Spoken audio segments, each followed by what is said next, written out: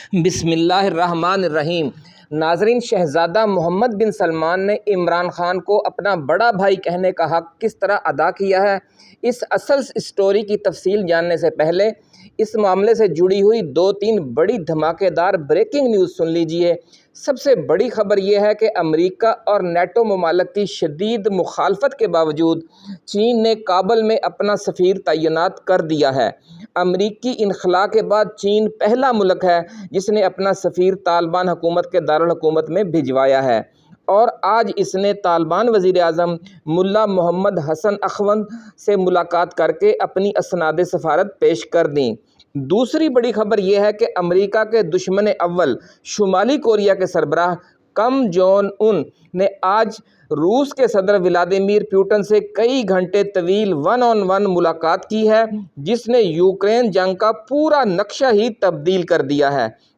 یہ دونوں خبریں اس اسٹریٹجک بلاک سے جڑی ہوئی ہیں جس کا حوالہ ہم اپنی ویڈیوز میں بار بار دیتے آئے ہیں کہ ایران، سعودی عرب اور متحدہ عرب امارات بھی یہ اسٹریٹجک بلاک جوائن کر چکے ہیں، اور اسی بلاک کی طرف سے سعودی عرب کے ولی عہد شہزادہ محمد بن سلمان پاکستانی اسٹیبلشمنٹ کو یہ پیغام دے چکے ہیں کہ آپ پاکستان میں کم از کم 10 سال برسر اقتدار رہنے والی ایک مستحکم جمہوری حکومت قائم کریں، اور $100 ارب سے یہ بلاک پاکستان میں اپنی سرمایہ کاری شروع کرے گا۔ ایران، سعودی عرب امارات اور روس کی طرف سے سستی بجلی، سستی گیس اور سستا تیل بھی فراہم کیا جائے گا، اور پاکستان میں جاری مہنگائی کا طوفان انشاءاللہ العزیز 3 سے 6 ماہ کے اندر ہمیشہ کے لیے ختم کر دیا جائے گا۔ عمران خان کی رہائی کے لیے یہ سعودی ثالثی کیسے کامیاب ہوئی ہے اور مفاہمتی فارمولے کی تفصیلات کیا طے کی جا رہی ہیں، یہ تفصیلات شیئر کرنے سے پہلے ہم نئے آنے والے دوستوں سے گزارش کریں گے کہ وہ اس چینل کو سبسکرائب کر کے بیل آئیکن ضرور دبائیں تاکہ ہماری نئی آنے والی ویڈیوز آپ کو بروقت ملتی رہیں۔ ناظرین، بڑی خوشخبری یہ ہے کہ شہزادہ محمد بن سلمان نے اکتوبر میں پاکستان کا دورہ کرنے پر آمادگی ظاہر کر دی ہے، اور اس بات کی تفصیلات طے کی جا رہی ہیں کہ یہ دورہ 2 روزہ ہوگا یا 3 روزہ۔ یہ بھی طے ہوا ہے کہ پاکستان اس دورے سے قبل کچھ اہم اقدامات کرے گا، جن میں اگلے عام انتخابات کے حوالے سے سازگار ماحول پیدا کرنا سب سے اہم ہے۔ اس دوران نہ صرف عمران خان کی رہائی عمل میں آئے گی بلکہ پی ٹی آئی کے خلاف جاری کریک ڈاؤن بھی ختم کر دیا جائے گا۔ یہ فیصلہ بھی کر لیا گیا ہے کہ نون لیگ، پیپلز پارٹی اور تحریک انصاف سمیت تمام سیاسی جماعتوں کے لیے میدان کھلا چھوڑ دیا جائے گا، اور اسٹیبلشمنٹ پی ٹی آئی کے امیدواروں کو اس طرح سے نہیں دبائے گی جس کا قبل عظیم منصوبہ بنایا جا رہا تھا۔ صدر پاکستان جناب عارف علوی نے عام انتخابات کے لیے آج 6 نومبر کی تاریخ دینے کے لیے چیف الیکشن کمشنر کو جو خط لکھا ہے وہ بھی اسی مفاہمتی فارمولے کا حصہ ہے۔ ذرائع کا یہ کہنا ہے کہ اس خط میں ساتھ ہی یہ ذکر بھی کر دیا گیا ہے کہ مردم شماری کی وجہ سے نئی حلقہ بندیاں بھی ضروری آئینی تقاضا ہے، اور تمام صوبائی حکومتیں، وفاقی حکومت بھی صدر کے اس فیصلے سے متفق ہیں۔ اس لیے صدر کی طرف سے چیف الیکشن کمشنر کو یہ مشورہ دیا گیا ہے کہ وہ اس حوالے سے مزید رہنمائی کے لیے سپریم کورٹ آف پاکستان سے رجوع کریں۔ یوں اب یہ معاملہ سپریم کورٹ جائے گا، اور اگلے سال فروری میں عام انتخابات کی تاریخ سپریم کورٹ کی طرف سے دے دی جائے گی۔ ناظرین، فروری میں عام انتخابات کروانے اور اس سے قبل عمران خان اور پی ٹی آئی کے خلاف انتقامی کارروائیوں کا سلسلہ ختم کر دینے کے حوالے سے مفاہمت ہو جانے کی خبر ملنے کی وجہ سے ہی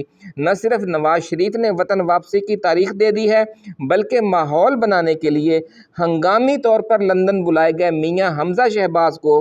دبئی سے ہی وطن واپس بھجوا دیا گیا ہے، تاکہ پروپیگنڈے کا ایک نیا طوفان برپا کیا جا سکے۔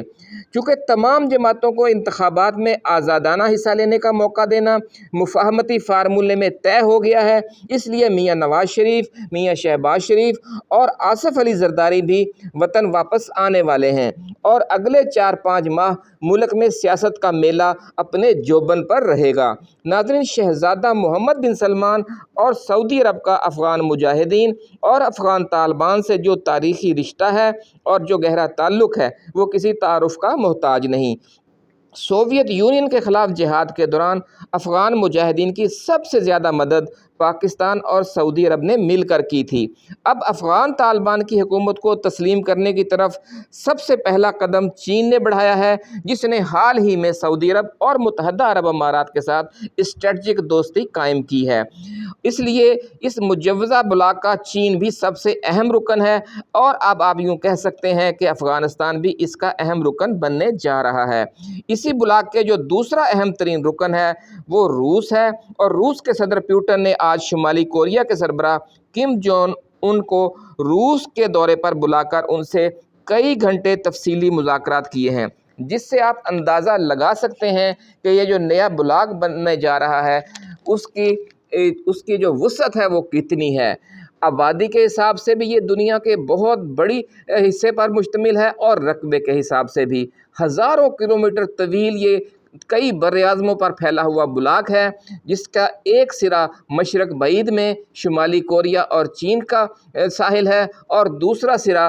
بحر اوقیانوس میں روس کا ساحل ہے، اور جنوب میں پاکستان، سعودی عرب، ایران، متحدہ عرب امارات یہ بحر ہند میں اور بحیرہ عرب کے ساحلوں تک جاتے ہیں۔ اس کی طویل و عریض جو یہ حدود ہے، جو جغرافیائی ماحول ہے، اس کا جو دروازہ ہے اس پورے خطے کا وہ پاکستان ہے، کیونکہ جو روس سے، افغانستان سے اور چین سے جو راستے آئیں گے شمال سے، وہ پاکستان کے سی پیک سے ہوتے ہوئے بحیرہ عرب پہنچیں گے اور پاکستان میں ترقی و خوشحالی کی وہ منزلیں طے کرے گا جس کا آپ نے اور ہم سب نے خواب دیکھا ہوا ہے، اور عمران خان کی قیادت میں پاکستان اس بڑے معاشی و اسٹریٹجک بلاک کا دل اور گیٹ وے بنے گا انشاءاللہ العزیز۔ ناظرین، ایسی ہی ایکسکلوسیو ویڈیوز اور تفصیلی خبروں کے ساتھ ہم جلد دوبارہ آپ کے ساتھ پاس حاضر ہوں گے۔ اس وقت تک کے لیے اجازت دیجیے۔ آپ اپنا، اپنے دوستوں، رشتہ داروں اور گرد و نواح میں رہنے والے تمام اہل وطن کا بہت خیال رکھیے گا۔ اللہ حافظ۔ پاکستان زندہ باد۔